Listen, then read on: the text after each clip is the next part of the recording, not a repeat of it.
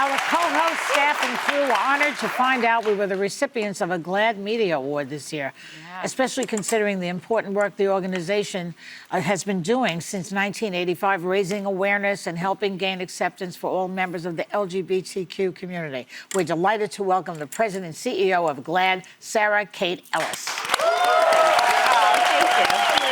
Well, I have to say, first of all, not to brag, but I already have one of my own. That is the beautiful, beautiful award. So important. How did we get so lucky this time? So just to give you a little bit of an overview, we do this annually, and we recognize across all media people who are telling LGBTQ stories because it's more important than ever to tell stories. Right. You won in the Outstanding Talk Show and Variety category for your interview with Elliot Page on trans visibility.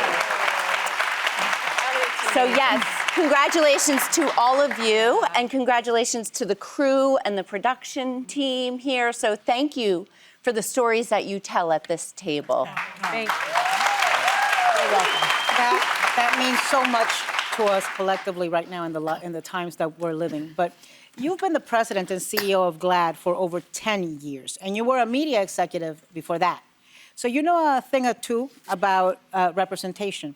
Yeah. Can you talk about why it's so important for all of us to continue shining a light on the LGBTQ community, particularly now?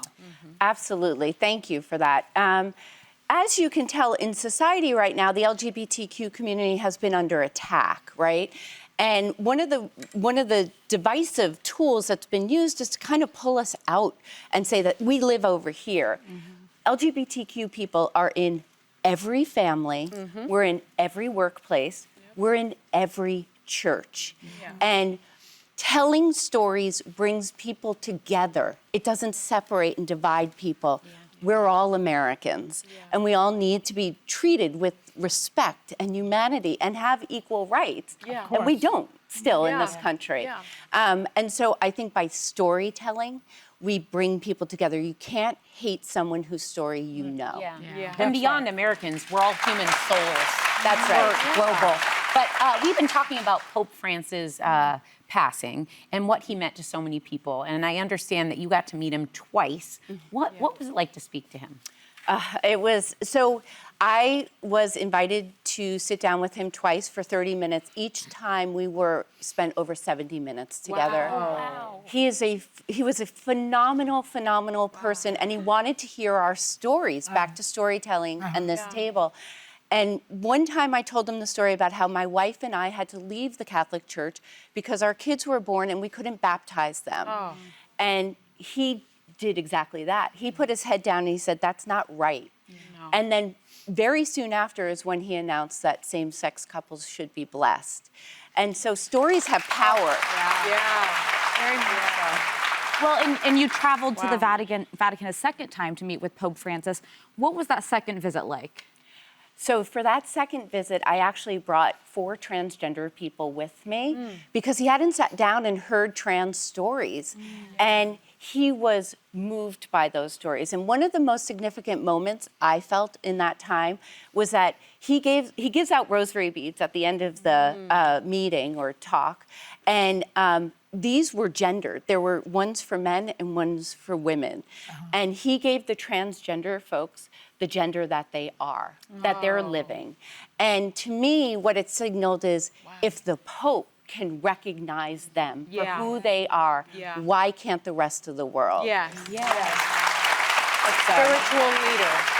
If the Pope can recognize them, maybe it would be nice for the U.S. government to allow them to get passports. Yes, exactly. Now, let me ask you, the LGBTQ community and its allies, unfortunately, are still fighting, but fighting the good fight, right? What do you say to everyone out there about how essential it is to just keep on going, especially now?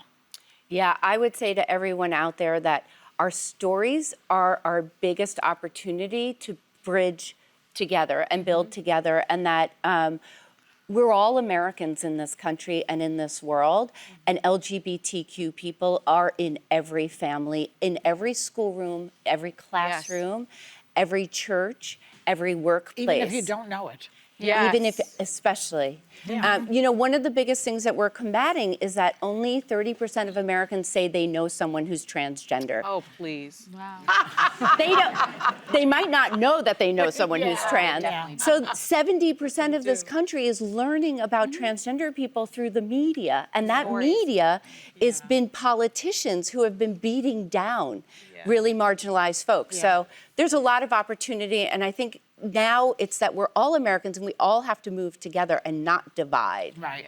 You know, it's an honor to receive this award. Yes, thank you. Thanks so much. We really, from my heart, I really appreciate it because it means we're doing something right. I just want to say that what you use this table to do is a great bridge builder. So thank you so much, and thanks for telling the story. And now a thanks to Sarah, Kate, Ellis, and everyone at GLAAD for all the incredible and vital work that they do. Have a great